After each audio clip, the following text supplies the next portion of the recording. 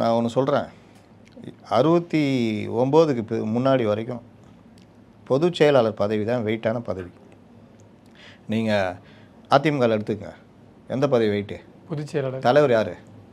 தலைவர் அண்ணா தெரியவே இல்லை பாருங்கள் நமக்கு. தமிழ் மகன் ஹுசேன் அவரை அவைத்தலைவர். அவைத்தலைவர் தலைவர்ன்ற போஸ்ட்டு கிடையாது. திமுகவும் அப்படி தான். இந்த மாதிரி கட்சிகள்னால் பைலா பிரகாரம் பொதுச் செயலாளர் தான் பவர். தலைவர் சும்மா ஒரு இதுக்கு தான். ஆனால் கலைஞர்கள் எப்போ திமுக வந்துச்சோ அப்போ ஒரு பெரிய பிரச்சனை வருது. நீ முதலமைச்சர், அப்போ நான் அப்படின்ற மாதிரி. அப்போ கலைஞர் நீங்கள் பொதுச் செயலாளராக இருங்க, நான் முதல்வராக இருந்துட்டு போகிறேன், நீங்கள் பொதுச் செயலாளராக இருங்க அப்படின்னு சொல்லி ஒரு ஏற்பாடில் அவர் தலைவர். இது கொஞ்ச நாள் பொறுத்து லைட்டாக பைலாவில் ஒரு ஆல்ட்ரு, பொதுச் செயலாளர் தலைவர் ஏதோ ஒரு முடிவு எடுப்பாங்க. இவர் தலைவராக வந்த பிறகு பொதுச் செயலாளராக இருந்த இவர் எம்ஜிஆரை வெளியேற்றின பிறகு, எம்ஜிஆர் பொருளாளர் வெளியேற்றின பிறகு பொதுச் செயலாளர் நாவலர் நெடுஞ்செழியனையும் கொஞ்ச நாள் அமுச்சு விட்றாங்க வெளியே.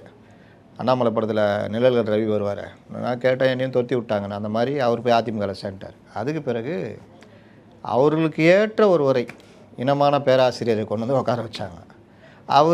அவர் இறக்கும் முறை பொதுச் செயலாளர் இருந்தார். அவர் வேலை என்ன, எதுவும் பண்ண மாட்டார், கலைஞர் கூடயே ட்ராவல் பண்ணுவார். கலைஞர் ஆமான்னா ஒரு காக்கா வெள்ளை காக்கா பறகுதுன்னா 2 வெள்ளை காக்கா பறகுதுன்னுவார், அவ்வளோதான். அதனால அது அப்படியே கலைஞர் அவருடைய ஆளுமையில் மேலே வந்துட்டார். அப்போ தலைவர் பதவி வெயிட்டுன்ற மாதிரி ஆயிடுச்சு. அதனால தான் திமுகவில் தலைவர் பதவி வெயிட்டு.